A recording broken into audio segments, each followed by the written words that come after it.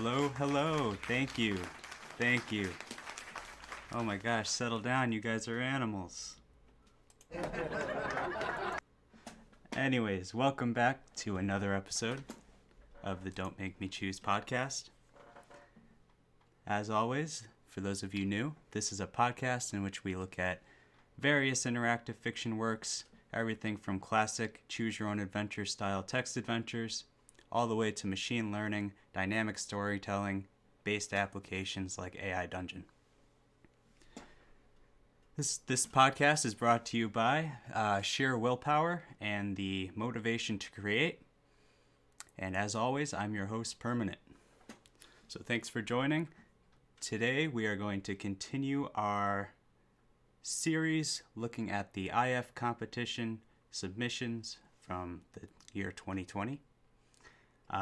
Last week we took a look at a project called The Knot, and this week we will be looking at a project that was suggested at the end of last episode. The project's called Shillings Edge of Chaos. It's by Robb, Sherwin, and Mike Sousa.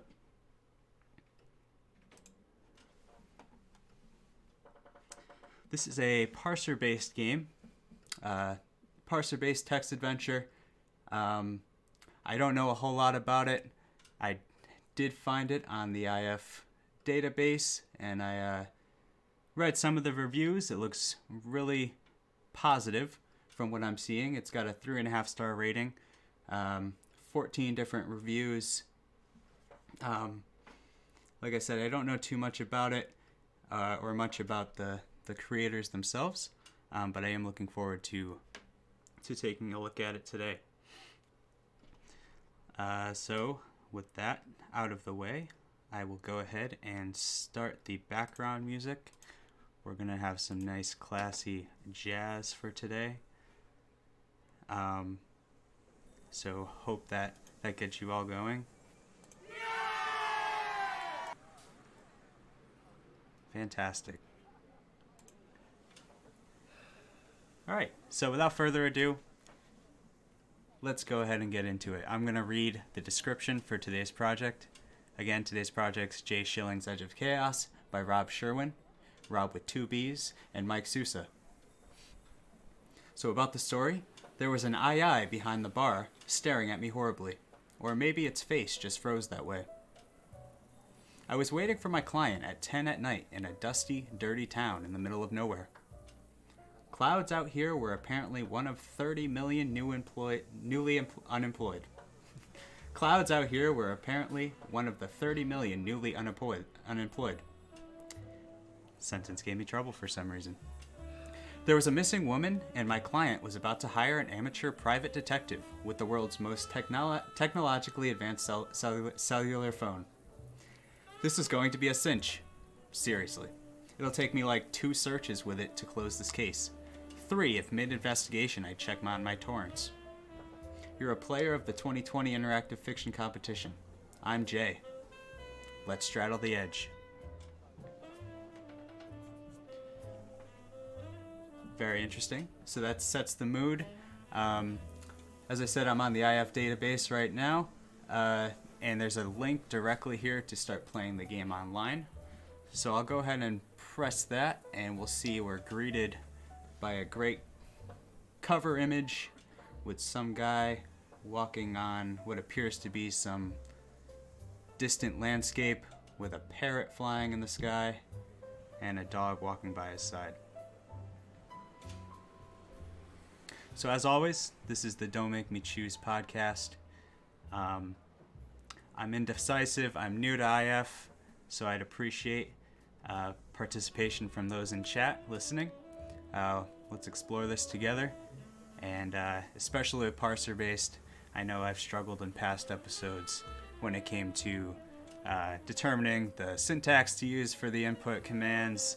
I think I've gotten a little bit better with it, and from what I've seen with this project so far, they do offer an in-game hint system, so if we get stuck, we could always ask for some hints. And they do give a good instructional guide on basics behind parser-based interactive fiction works. So that kind of gives us a good idea of how we should start structuring the commands.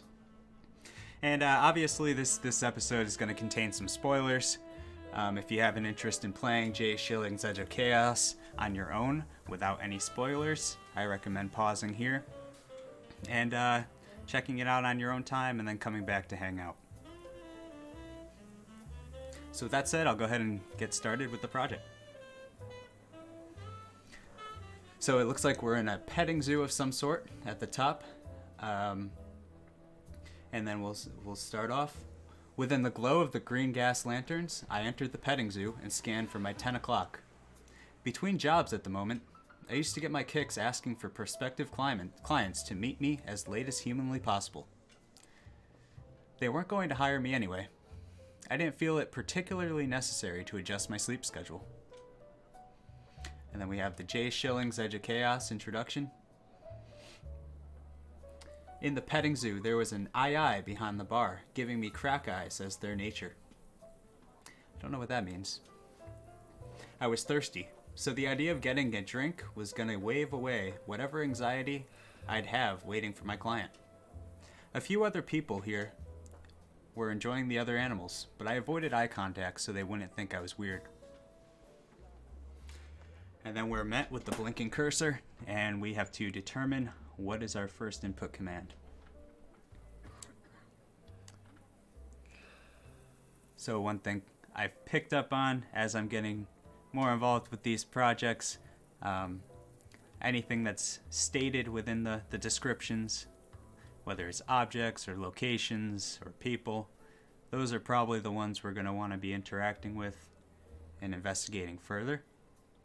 And obviously, this is an AI dungeon, so there's going to be a limited set of decisions we could make and a limited set of commands that they'll accept as valid inputs. So we'll go ahead and I think we're going to want to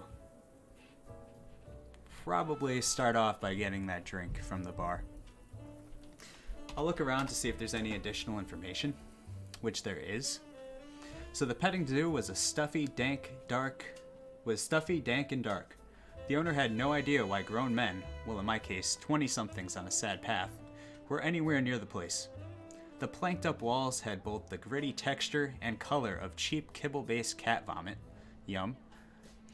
The owner inexplicably carpeted the floor, which in a place like this I couldn't even. There was a bar I could get a soft drink from, and an assortment of booths, tables, and then tables not scratched to crap placed around the edges. It should have been a lot bigger with all the animals he was trying to cram in here, like an iguana, goat, aye, and peacock. Alright, so let's go to the bar.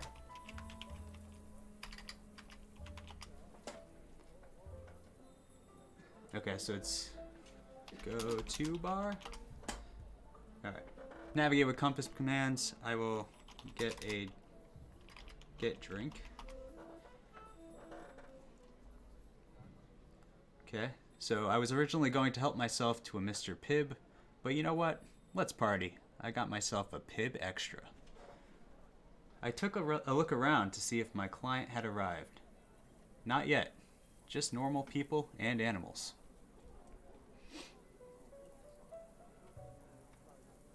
Okay, so it sounds like we got our drink. There is an owner in the room, so maybe we'll talk to owner. No? Okay. We can't check our inventory. Let's see if we have anything on us. Okay, so we do have... We're wearing a jacket and carrying a Pibb Extra and a cell phone. So at this time, I'll ask chat, what do we think we want to examine here? Jacket, Pibb, or cell phone? Feel free to put your options in the chat. And if not, we'll start with the jacket.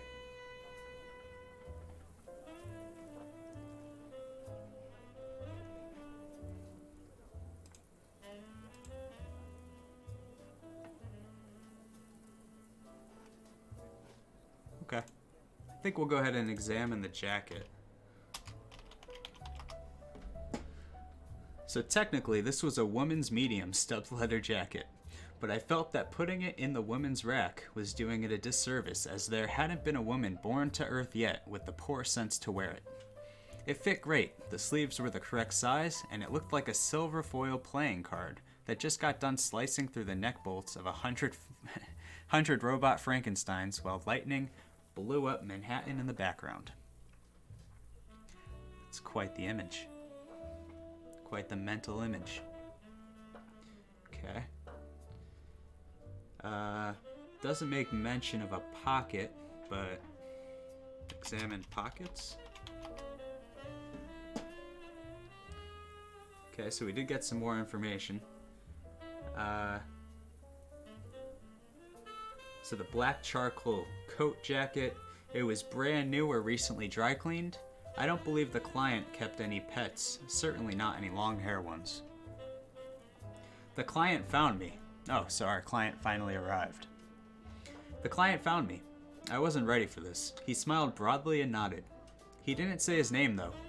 Look, this is all very difficult for me, but I am pretty sure that you're supposed to tell people your name when you meet them.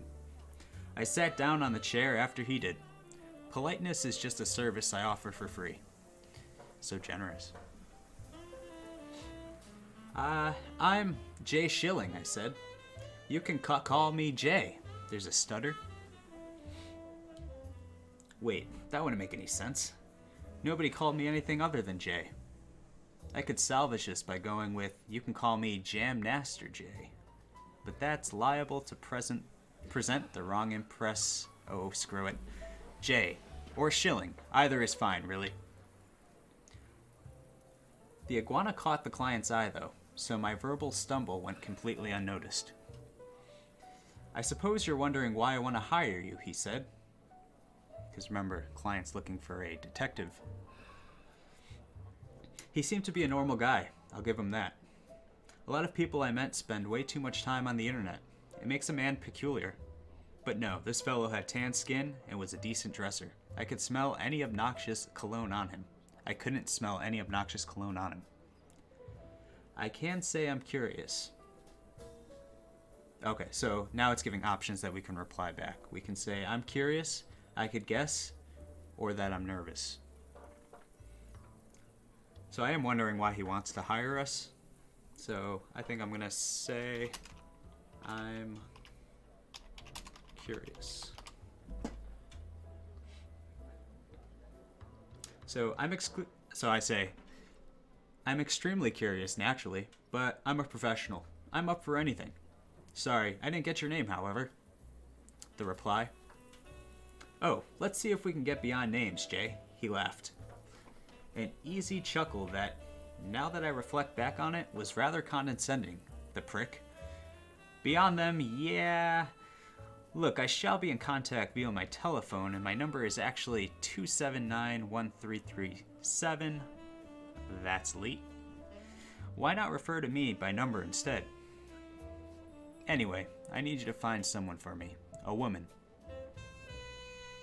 And then, as I said, there is an in-game hint system, so it did give us a hint about abbreviating ask and tell show commands. So that'll be good to know in the future. And then we do have a couple options of how we can reply. I think I might note down this phone number, because I know we have a cell phone on us. So I'll put the phone number in chat, and we may need to use that later on.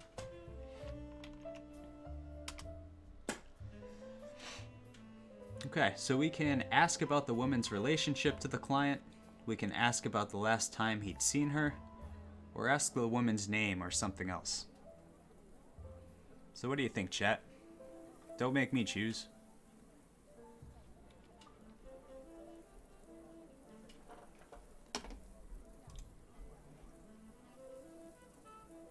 I don't think the soundboard has crickets, though that would be pretty nice.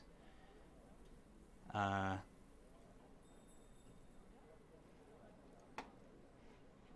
think I'm talking to myself still. So we'll go ahead and ask about the woman's relationship to the client. So ask woman's relationship.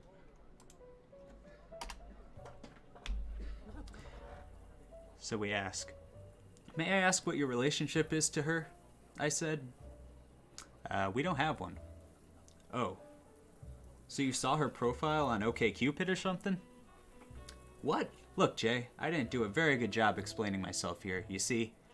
And, anyone you go to is gonna assume the same thing I did. She came up to you in your online dating search, you wrote her, she blew you off, and now you want a coincidence meeting arranged? I mimed scared quotes for that last bit. I was starting to piss the client off, which, God, seeing how he actually met me and is probably going to pay me money, it wasn't wise. I tried to steer it back on to myself. Look, I said, I'm sorry, I'm a little touchy. The client nodded his head in agreement. It's just, in my mind, there's one extremely evil pug of a man out there who is cock-blocking all my attempts to get to know pretty, interesting, and engaging women without me having to, leave my chair. I've built this guy up in my head. You sounded like you might be him. Sure, said the client. That's insane, Jay. But I don't think that will stop you from doing what I want you to do. I need you to keep this quiet for now. If you make some progress and find her, I can give you more details. So we can ask the woman's name or ask about the last time he'd seen her. He's probably not going to give us a name. He doesn't seem to like names or labels. Let's ask about the last time he saw.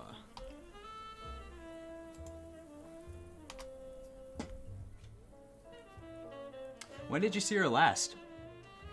I've never met her, said the client. I sort of let that hang out there in the air for a bit. Like a waiter at a nice restaurant opening a fine bottle of wine that we all slowly discover is filled to bursting with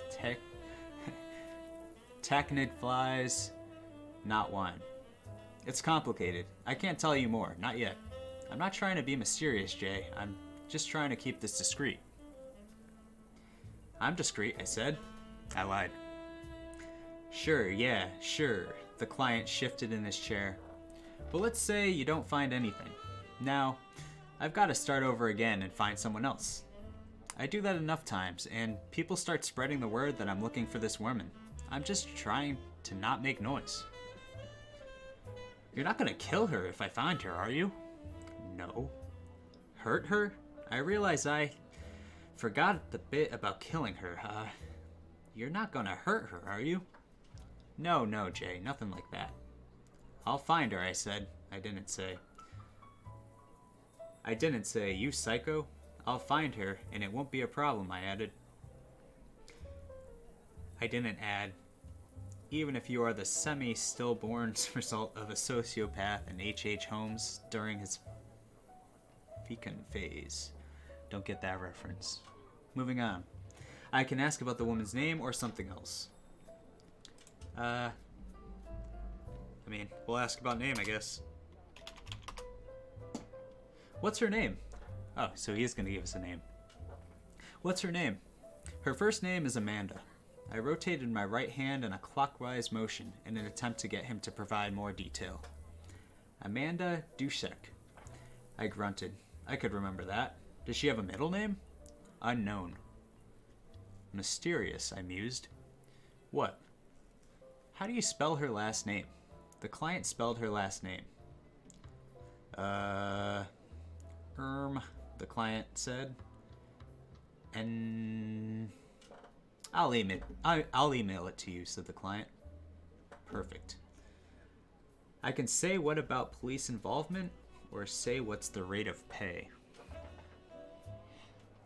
Let's talk about that money.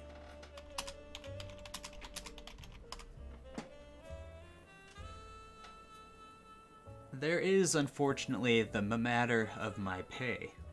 Of course, he said. How do you wish to handle the... Bitcoin is fine. The client winced, ever so perceptibly. In my experience, when asking for payment in Bitcoin, a reaction such as that is usually because my customers expect me to launch into a nerd rage explanation of why I chose an alternate method of settling bills.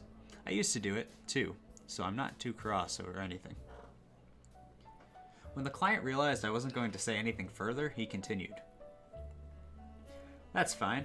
What are your rates, Jay? 1 Bitcoin a week. Pretty hefty price. First week payable in advance, I'm afraid. Expenses? I'm not the kind of guy who has expenses, unfortunately. Hey, look. If I find this woman and you need me to track down the kids you two make in 14 years or whatever, I might need expenses then. So I don't want to pollute the stream. The client nodded. What I like about this so far is the stutters that were intentionally put into the story definitely help hide my own awkward stutters that come out as I'm trying to read these. So let's ask about police involvement now.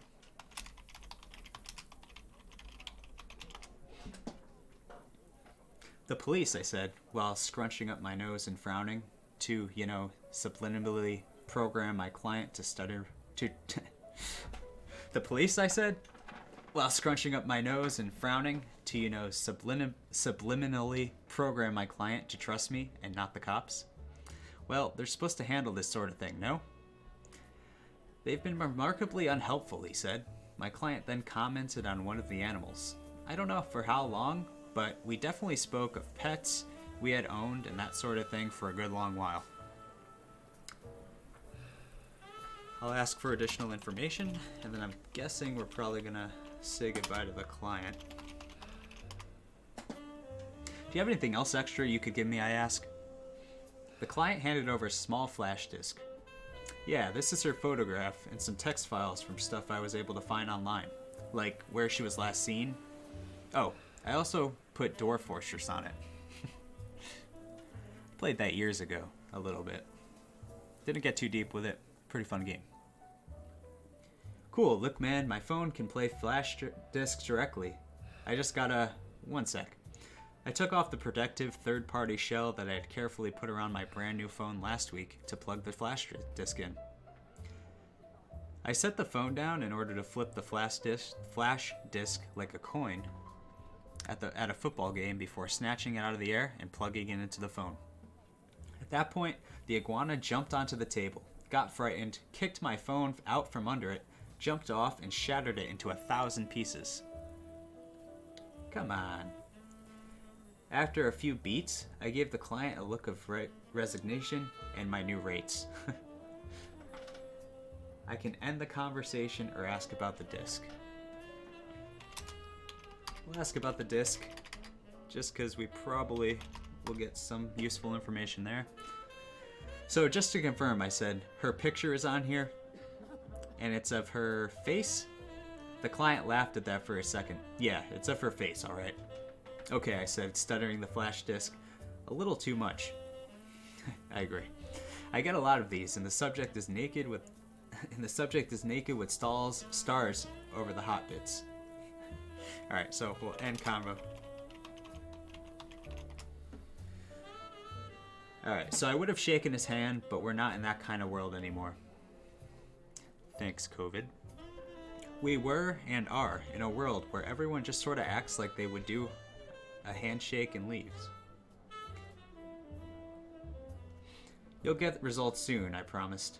Just find her, he said. You mentioned something about seeing me back here. Yeah, I said. Why don't I meet you here, same time tomorrow? Are you sure you want to meet here, he said. Well, you're giving me 24 hours. I am sure I could find a bigger dump. He laughed. I smiled. I'm sure you could. I stopped smiling. I got up as he left the petting zoo. I know I was all jokes and negging at the end there, but I probably could have found a filthier place if you wanted to. I'm all about the client. And then we press any key to continue. Okay, so now we're at the Refurb Pearl Square East. So I left the petting zoo the minute that they take Bitcoin. I left the petting zoo. The minute they take Bitcoin, I resolved to give them a huge donation. The week they accept it anyway. Well, sometime that particular fiscal year, death. The bus dropped me off east of the square. The burned up meat smell coming from the corporate team building, exercises at nearby cooking class, and descended from the north. ruining the otherwise beautiful evening. The library was just 2 blocks west. I could hoof it. Alright, chat. So, we left the petting zoo. We're eager to pay a big Bitcoin donation once the time comes. So we're east of the square. There's a corporate team building. And then a library 2 blocks to the west. Should we examine the team building or check out the library?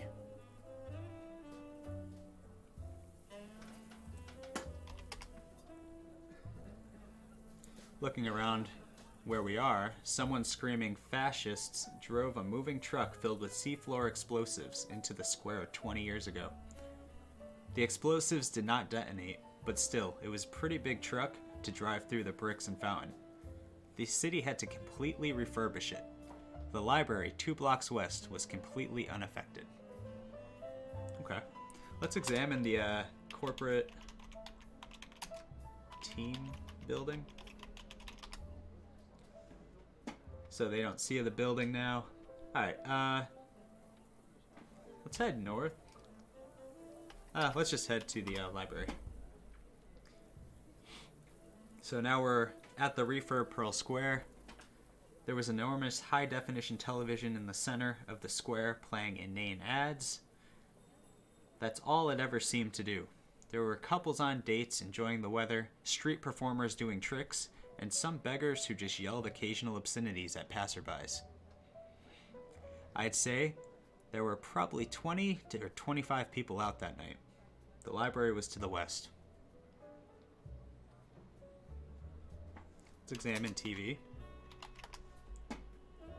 The television mostly broadcasts advertisements. The 2 in heavy rotation are ones for Pib Extra and one for a competing petting zoo a couple miles away that is trying to restore its reputation after it invested heavily in a crate of skunks. A wise investment? Probably not. Let's head west to the library. So we're before the library. The side of the library's adobe wall still felt warm, even at this late hour. I always liked to brush my hand up against it before entering. I paused this time, though, because I felt like I was being followed. I had stopped, caught my breath because I was so out of shape. Little problems can become big problems if they aren't addressed. Fine. Why did I think I was being followed? Getting jumpy in my old age is all. There wasn't anybody here. There wasn't anything stopping me from entering the library.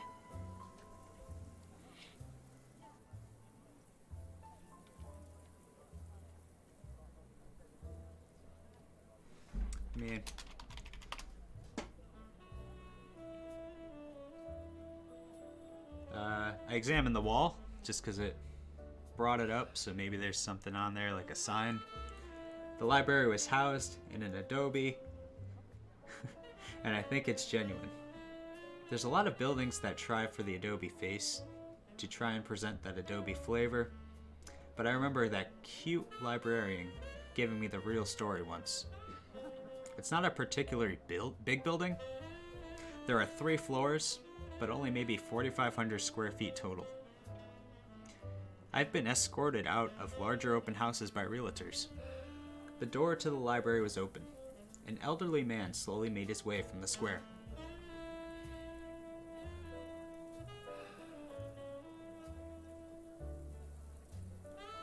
What do you think, chat? Do we head into the library, or should we talk to the old man? I had my heart set on going into the library, but then it made note of the man.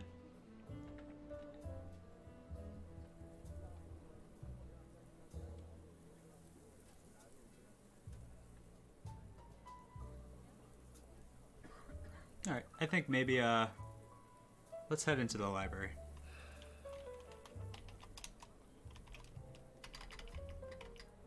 I forget.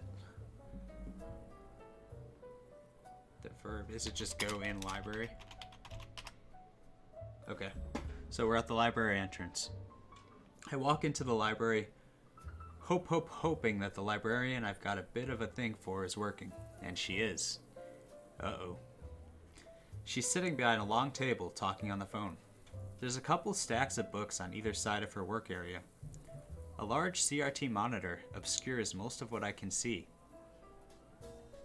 All three walls are covered in a felt-based, easily punctured cloth, turning all the available space into a community bulletin board. The elevator that goes to the other floors of the library is along the far wall. There's a button to call the elevator as well. I glance up and notice that the elevator is on the 3rd floor. The librarian is on the phone, sitting behind a long table, and an elderly man enters the library, closing the door behind him.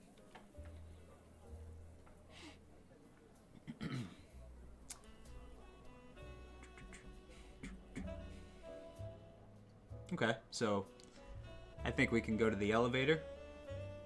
We could try and talk to the librarian, who is on the phone, but maybe we'll be able to talk to her. Or we can talk to the old man. What do you think, chat? Any ideas?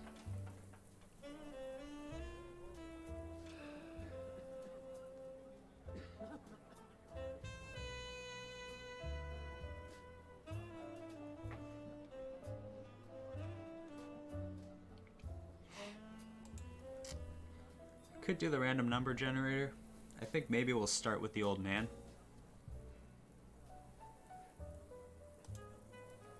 Yeah, we'll do that. Talk, old man. Oh, is it elderly? I'm not talking to anyone. An elderly man looks around the room, intent on finding something. Okay. I'm just gonna try talk elderly man. Okay, so I can't talk to anyone. Maybe we'll go to the elevator.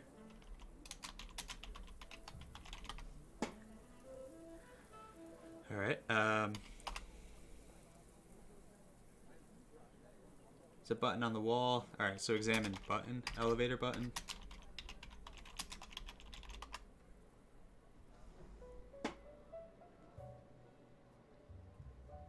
So old man is scowling. It's not letting me look at the button, but it is letting me know that the elevator is still on the 3rd floor. All right.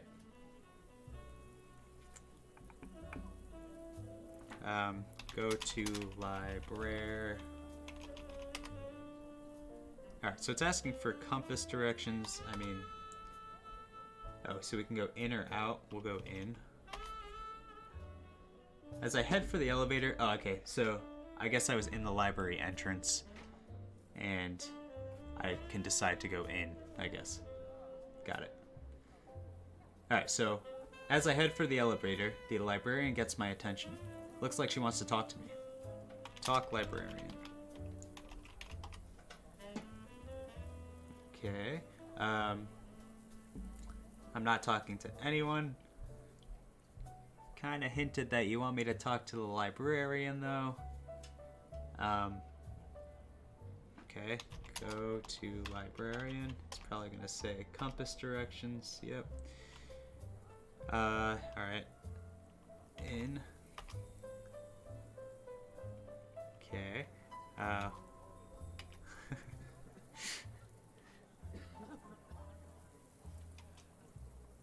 me see. What if I do west?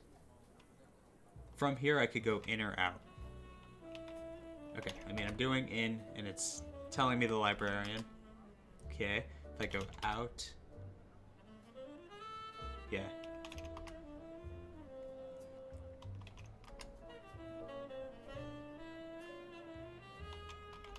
Talk to librarian. Okay, so that worked. I guess abbreviating didn't work for that. Maybe I was doing it wrong, probably. Alright, so talking to the librarian. Before I can say something, she puts her hands over the phone and speaks to me. This is great. Jay, hi. Say, can you do me a favor? There's a guy on one of the computers on the 3rd floor who is distracting everyone and just being a rotten nuisance. Can you... She makes extra careful that whoever is on the other end of her call can't hear. Can you throw him out of here for me? Yeah, no problem. Man, I am so in with her. Which computer is the guy on? The librarian's eyes go upwards for a second as she tries to recall. It's the one that only does 4 colors. The computers at the library aren't the best. I'll figure it out. I then take a peek at her name tag. It reads Chloe. Okay. So we'll go to elevator. He's not getting it. In. Okay. Since the door is closed, I reach for the call button.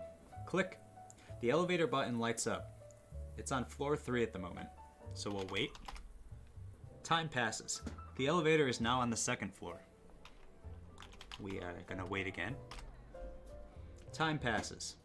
The door slides open as the elevator reaches the 1st floor. So we'll go in. Hey, he's getting it. So we're inside the elevator. I get inside the elevator where it smells wonderfully of old paper books. A quick glance at the panel and I find my destination, floor 3. The elevator door quietly slides shut. The elevator starts to travel upwards. Okay, we'll look around.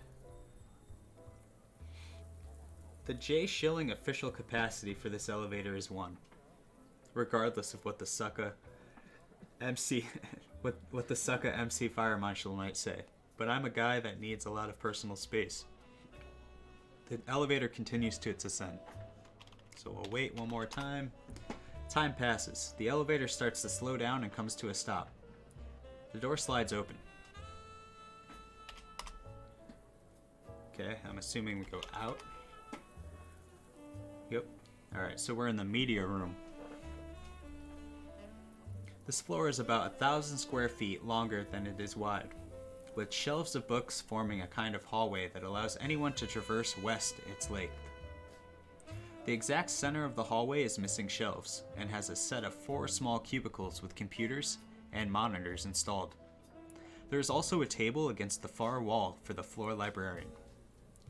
3 of the computers were occupied, 2 by middle-aged men and 1 kid, a girl that's probably in middle school.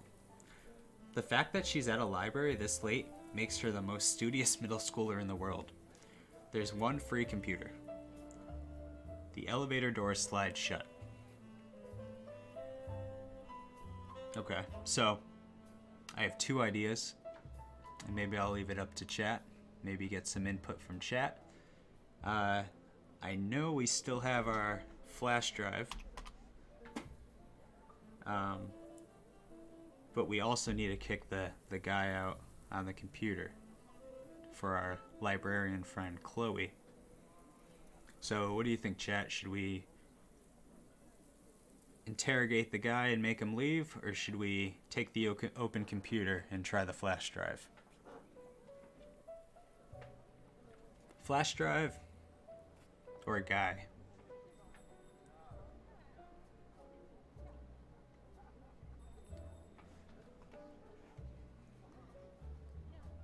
While I wait in silence, I'll pull up a random number generator.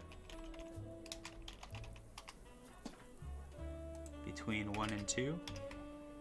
I'll check chat one more time. Silence. Alright, let's see what we're gonna do. Option number 2, which I guess I didn't assign, but will be the free computer.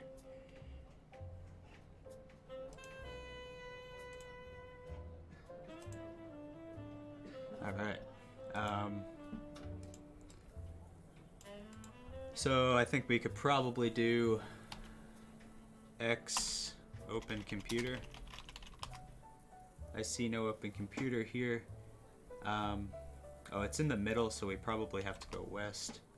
I can go in. Okay, we'll go in. No, no, no. All right, so we went back into the elevator. Hold on, let me fix this. Is there undo? One turn is undone. All right, so we look around. All right, so we're still in the media room.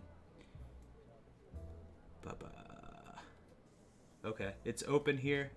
The gigantic floor of the library is larger than any place I've ever lived. Even the house we lived in when I was growing up wasn't this big. The library just dwarfs it. There's a set of 4 cubicles right in the middle, with computers, an Intel workstation, a Cinnamon Mint PC, laptop, and a dumb terminal. Okay, so... I can't go west.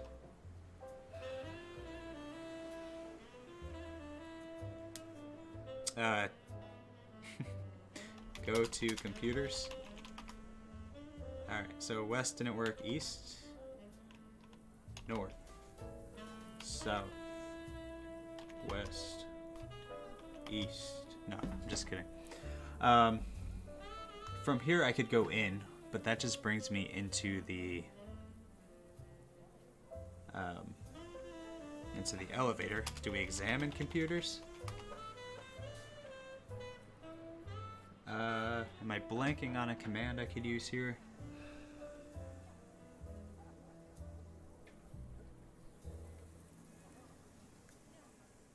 Maybe, do I call out one specific one? Examine laptop. It's a couple years old, which makes it a state of the art by library standards. The middle schooler is using it with headphones on, and she has a word processor up. She's harmless. Hope she gets a good grade. Alright, so we don't want the laptop. So let's just examine the others. Cinnamon PC. The Mint PC, a Linux fork, is manned by a balding guy in a nice button-down shirt and khaki pants. It looks like he's at the website of the divorce lawyer in town that always advertises during the baseball games. Sometimes he flips over to some HVAC site. You know how I'm a detective? My take is that he left his house of his own volition, thus wanting a divorce rather than reconciliation. And wherever he is staying is hot and humid like a lava lamp. I get to make these assertions now because they could all come crashing down once I actually talk to him. Okay, so we'll talk to balding guy. Nope, maybe talk to guy. Hey man, you got a second, I ask? No, said the old guy abruptly. Could appeal to his decency, make a pun, or talk patiently. I think we gotta definitely make a pun. So, let's make pun. I approach the old guy. F off, idiot, he says. I know my rights. I actually let off a laugh due to being surprised at the reaction. I sure hope when I'm 80 I'm not taking orders from people that are my age now. Let's talk about my rights, bro. Like my right cross, right hook, and overhanded right. Hilarious. I was being accurate. As a right-handed person, they'd be my best punches. On the other hand, I could have actually performed any of them. I might have been able to push him and hope he didn't have ex-military strength. I actually didn't have anything else. I actually didn't have to do anything else. The guy zipped off and left. Alright, so maybe he was the guy we had to get rid of?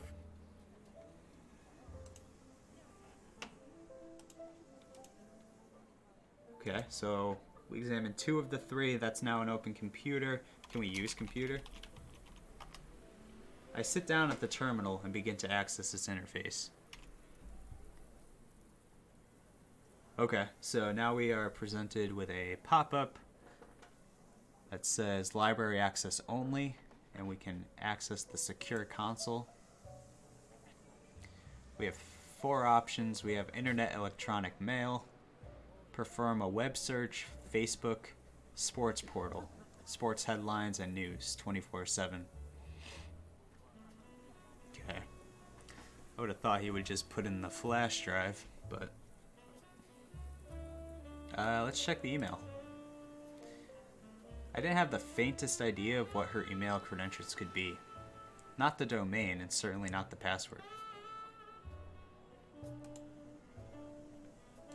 Perform a web search. So we entered Amanda Dushek, who is the girl we're looking for. We enter that into the web search and hit return. She doesn't have a lot of hits. Nothing on Instagram or Twitter as far as I can tell. She had a Facebook page, but the stupid library computer forces me to access that directly. She did have one interesting hit when I just shortened it to a Dushek and added @gmail.com. Apparently she had a login to an online tabloid back when their databases were online. It wasn't really a hack, they just messed something up and all the info was out there on the main page of celebritydickpics.com for anyone to see. Her plain text password for that long dead sued to oblivion site was Woodward and Bernstein. Alright, so we could check her Facebook posts. Maybe we'll get some check-in statuses. Maybe some recently tagged photos. Maybe some useless information. Let's see. So armed with one of her passwords and her likely email address, I tried to log in as her. I made little progress. Because Facebook didn't recognize the IP address, it wanted me to identify people in her photos. This is one of the most sinister things in the virtual world. I think Facebook stops hackers with a conscious by making this process as creepy as possible. The challenge photos were a bit odd, but maybe Amanda was just an animal lover. Amazingly, she used the same password for Facebook that she used for that old account that got hacked. Common mistake people make. You need unique passwords, folks. Come on. On one hand, it behooved me to learn as much about her as possible. On the other, I didn't want to invade her privacy. I went to the messages section on Facebook just to see if she'd been talking to anyone recently. One trick I like to use is to flush people out in the open. One trick I like to use to flush people out in the open is to harass them so meticulously that they just go to the police in town where I'm hanging around. That wouldn't work if she was already being abused over the internet. She did have an exchange for somebody named Aldrich Winstone. They weren't friends in the Facebook sense, so I couldn't jump over and see what his deal was. He did look like an older fellow though. Amanda had agreed to house sit for him, and he had replied with his address. I had a lead. Alright, and let's check out the last web page, which is the sports portal. So, Baseball Hall of Fame perplexed by glove theft. Cooperstown, New York. Employees at the National Baseball Hall of Fame and Museum are perplexed by the theft of gloves used by Boston Red Sox center fielder Jake Garrett during the Game 7 of the American League Championship Series when Garrett hit a game-winning home run. The gloves were covered in blood due to an injury that Garrett received in a post-game celebration and had been displayed in the locked glass case for years. It's bizarre, said the Hall of Fame staff member Johnny Clark to Reuters. Bizarre in that the gloves were all that were taken and the glass case doesn't look like it was opened. Okay. So we have an address. It's probably where we're going next. We push ourselves away from the computer and we're finished for now. So we'll look around. There were 2 other computers. I mean,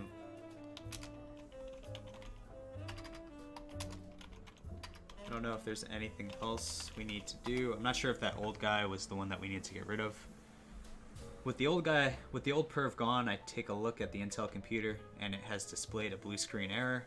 I don't think that was an act of spite from the guy that left. I think that's just what this computer does. Okay, so I think we did examine the open computer before. So I think we are done, possibly. Chat, you have any ideas for this? in the media room, or do you think we should leave?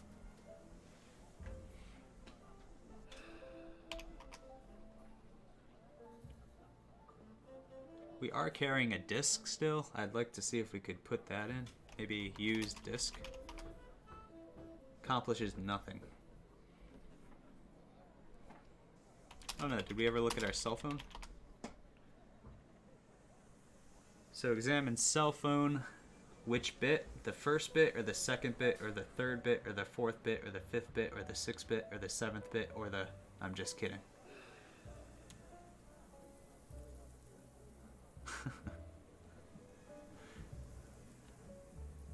Alright. Let's go in.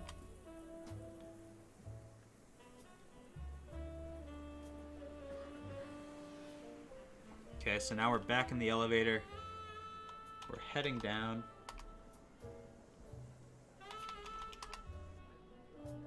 Door slides open. Can we go down further? Door remains open. Okay, let's go out.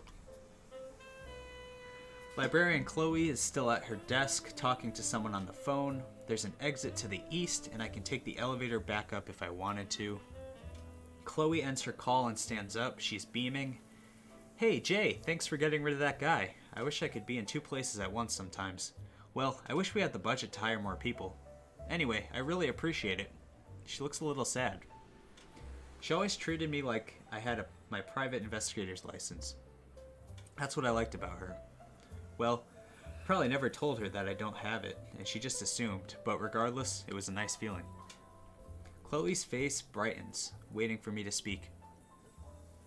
The elevator door slides shut. I could ask about looking sad, or say she's welcome. Well, we are into this girl. So, let's ask about her feelings. That's what they like, right?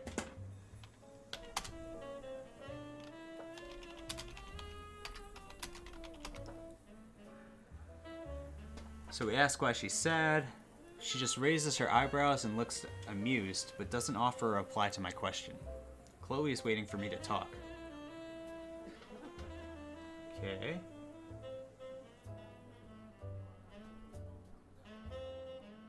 Okay, so ask about looking sad. Okay. Hey, are you okay? I ask her. She nods quickly. My cat has gone missing. He sometimes gets out for a couple days, but never this long, she says. Who knows? Maybe if it's much longer, I'll hire you to find him. Absolutely. You just let me know, I say. And then I add, you don't have to hire me. I have this thing I'm working on. But if he's still missing, just let me know. She nods at that. I have to get back to my case, I say. Take care, and I'll catch you later. Chloe says goodbye, and then leaves towards a room in the back of the public that the public can't get into. I'm thinking I should go help that bald dude now.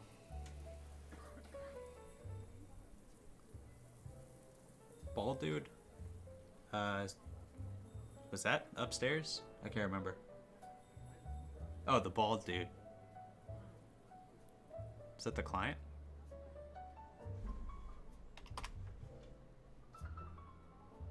Oh, the bald guy upstairs. Alright, so back in the elevator. Yep, we'll go up. We'll wait. We'll wait. Okay, we'll go out. Media room.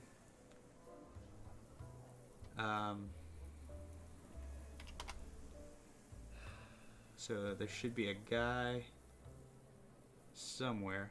Talk to bald guy. Okay, so it's the guy in the Linux machine. I nod a hello to the balding guy in the Linux machine. He gives me a smile back. Thanks for getting rid of that guy, he whispers. Someone pulling that stunt when kids are around, it's really awful. Pulling anything in public with kids around is awful, I whisper back. The guy gives a loud snort of quick laughter, which somewhat unfortunately is more distracting to the people in the room than anything that pervert was actually doing. Oh, right. Okay, so this is the guy that was looking at the divorce website. So we could ask about the HVAC site, ask about the divorce site, or ask about something else. Where do we want to start, chat? Any ideas?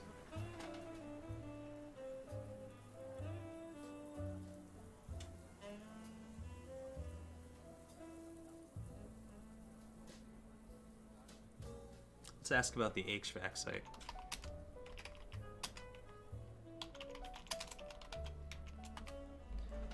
Hey, I wasn't spying on you, but I noticed you kept going to an air conditioning site. Are you looking for a contractor? The guy shook his head. Nah, I own a business.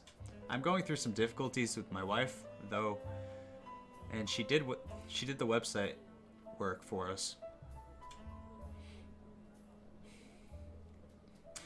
I was just being paranoid checking up on the site. Not that she'd ruin the business. He trailed off for a second. You don't need any AC work done, do you? I've got a small problem with the remote to the system in my garage, actually, I said. The guy made a face and then a half smile, and then went through the gym bag. Here you go, he whispered, tossing me a remote and his card. It's the most powerful universal remote on the planet for AC. They stopped making these when people started screwing around with the temperature of their neighbors' homes. Thanks for getting that pervert to leave. Promise me you won't wirelessly screw around with the heating and air conditioning of your neighbors? Promise, I say. My neighbors are really, really far from me, I add. Interesting. Let's ask about the divorce site.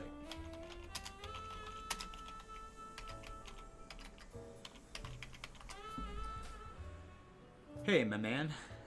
You looking to get divorced, I ask him. He nods glumly. What a way to ask. Alright, continuing on. Look, I was on a case once. It wasn't a divorce, but it was going to be, I say. Some free advice from one guy to another. Whatever her lawyer sends you,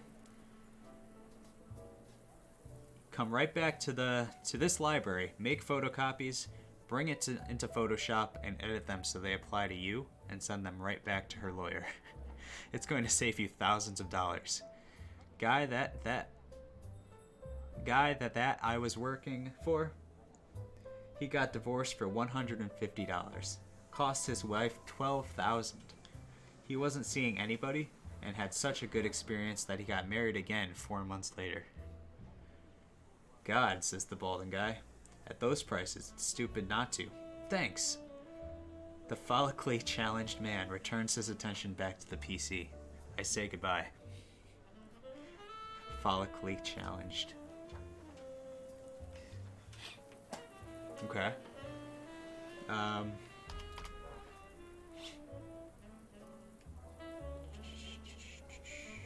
Okay, so I looked around the room and it says we've gotten all we can get out of the computers. Apparently we don't want to put the flash drive into the computers to look at the picture, unless I'm not doing that right. So let's go back to the elevator. Go in the elevator. Begins its descent. We'll wait. We'll go out.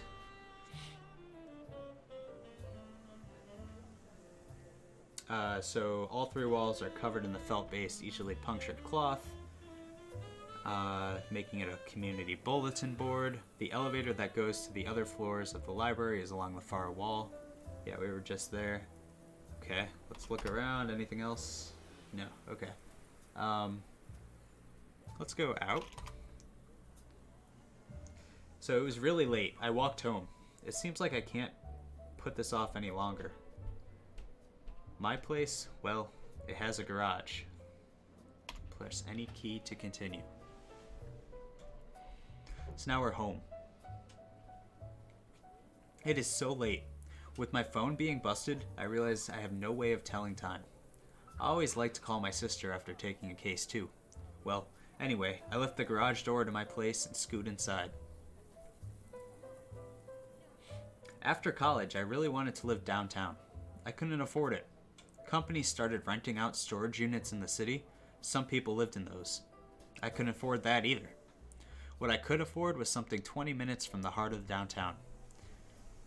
I've got 520 square feet and amenities like heat from the asphalt of the parking lot outside.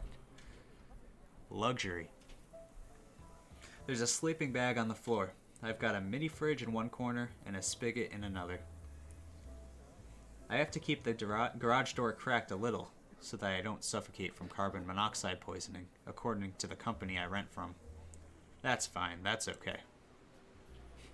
I press the remote and the AC unit comes alive. Sweet.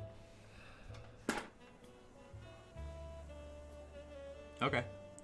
So we're in our lovely garage home. AC is working. Let's check out the mini fridge. It's a really dank brown, straight from the palette of a fan-made sewer level. I didn't need it to be colorful though. I needed it to keep my occasional groceries cold, which it does marvelously. Okay, let's examine spigot. In my custom rigging of this garage, the spigot for making water turn on and off is actually a beer tap.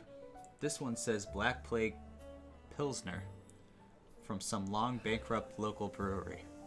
I feel like that beer didn't take off because it's difficult to pawn that off with that name on your significant other if you take a sip and decide you don't like it. Not because it's named after a horrible pandemic from the filthiest time in human history, but because it's a Pilsner. Natch. Okay. So my phone is busted. I don't think I can call my sister. I'd assume.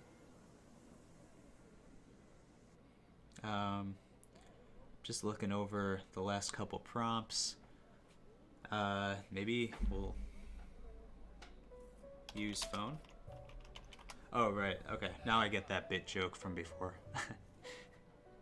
Thought it was talking about like the chip bits, but the phone had broken. So bit 1, bit 2, bit 3. Hilarious.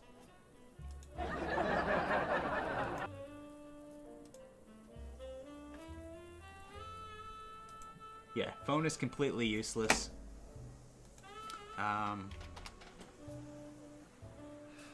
This garage is my little pad home. Sleeping bag in the middle. Maybe we'll examine sleeping bag. It's maybe my nicest possession. It's a Bison minus 40 degree bag. It doesn't get that cold where I live, but it's nice to be wrapped up snug and down. I've gone through goose feather bags before, and inevitably they rip on me, and you are picking feathers out of your teeth for the rest of the year.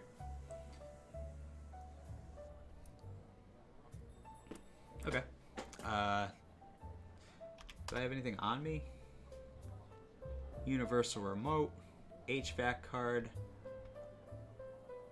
cell phone that doesn't work, and a disc. Can we do anything with the disc?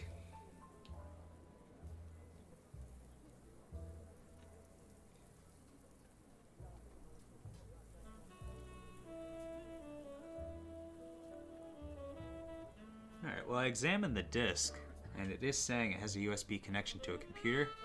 So did we just miss the chance to connect it to the computer? I don't know. Alright, what can we do? Examine HVAC card? Yeah, nothing really there. Just got some information about that guy's business. Alright, can we go... We can go in. Okay, so I guess we went in to this sleeping bag. So I quickly get ready, piling my possessions near the sleeping bag. I reconsider and grab the remote. It's great to have a way to adjust the temp remotely now. I then get into it and drift off. I made it through another one of these.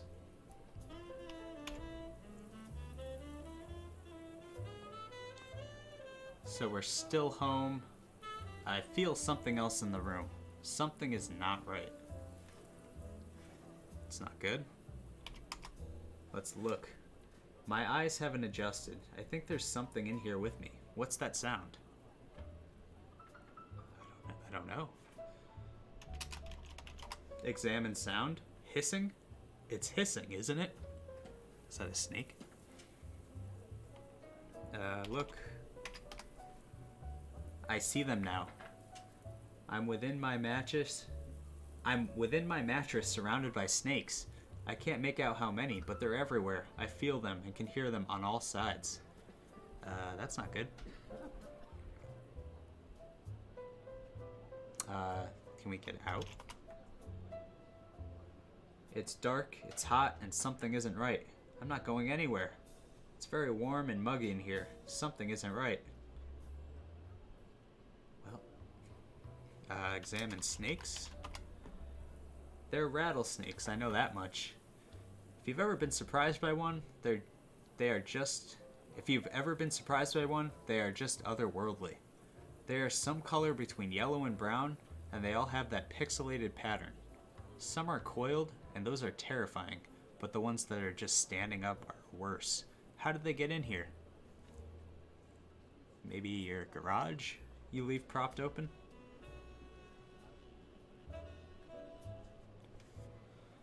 Do we wait? Time passes. Nothing? Okay.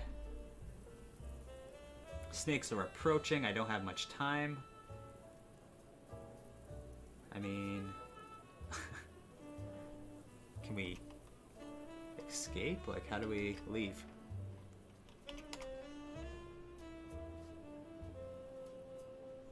Use the remote.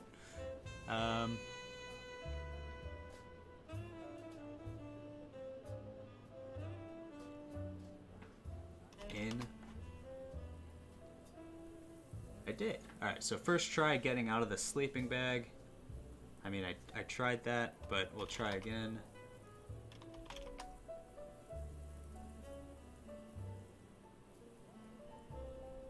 Oops. Alright, so I think I took too much time for it. They strike. Not all of them at once. And they don't all immediately get through the bag.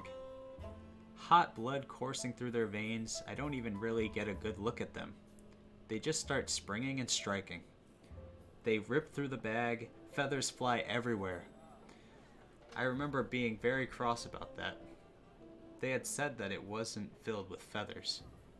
And the snakes easily fill me with venom and start to eat portions of my body. Everything goes black.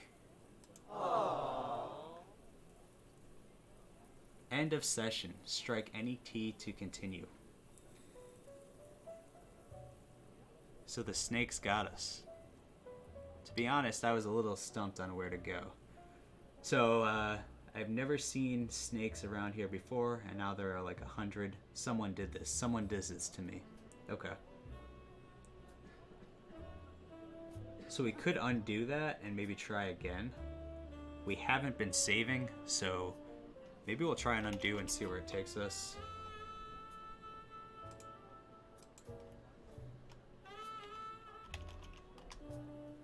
Okay, so I see them now. I'm within my mattress surrounded by snakes.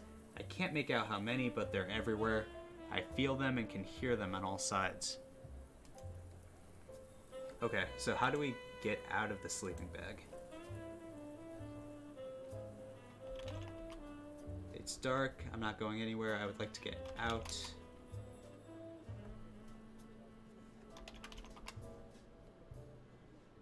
Alright, so I'm having some trouble with the input. Okay. I would like to get out.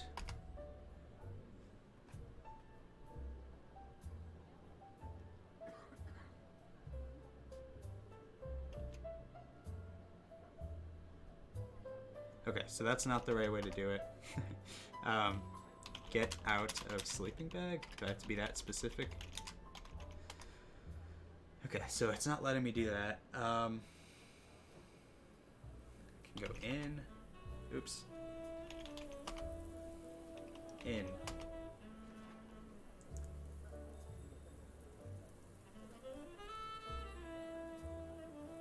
Yeah, we just keep getting owned by these snakes.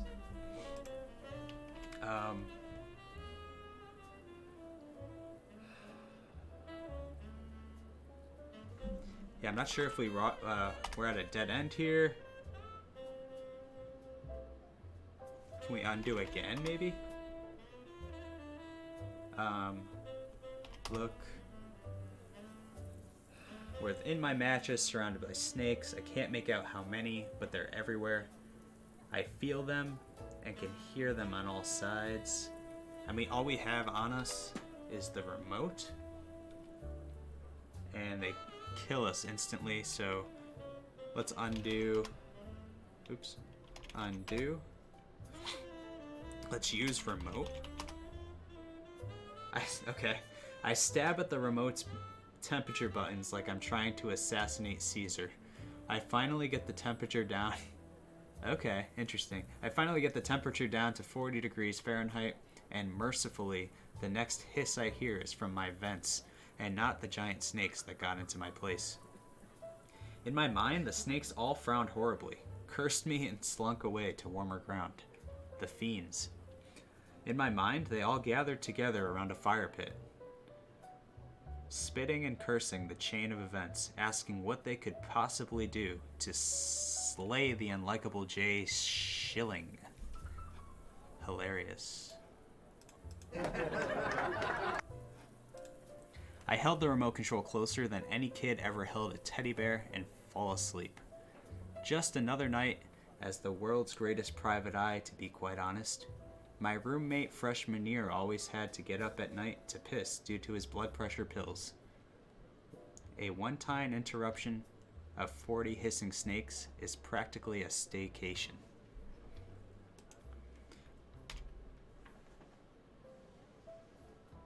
It's morning, and we're at the Yuck House. Alright, so that was pretty cool. That was a cool puzzle. I mean, I saw I had the remote. I didn't think putting the temperature down would just like instantly make the snakes retreat, but I'm glad that worked. Alright, so I woke up later than intended and had quote-unquote breakfast at my favorite vegetarian joint that is near an intersection where I can catch a cab. I wish taxis ran later than they did out here. I'm going to order a ride to the address I found yesterday in Amanda's Facebook exchange. I can check it out to see if she had been there or not. If she hasn't, it will help me establish a timeline. Cool. Well, I think what I'm going to do is save. And I think I'm going to call today's episode here. And we'll pick up next week. And check out that address from Amanda's Facebook message and see if we can find her. But yeah, so far I've been enjoying J. Shilling's Edge of Chaos. I'm not really sure what's going on. I know we're trying to find this girl Amanda. I do like what I've seen so far, and it's been pretty fun. So I think that's where I'm going to call it for today. Thanks for listening. Thanks for any feedback that you've provided on the podcast. I know it's pretty new. This is a new world for me as well.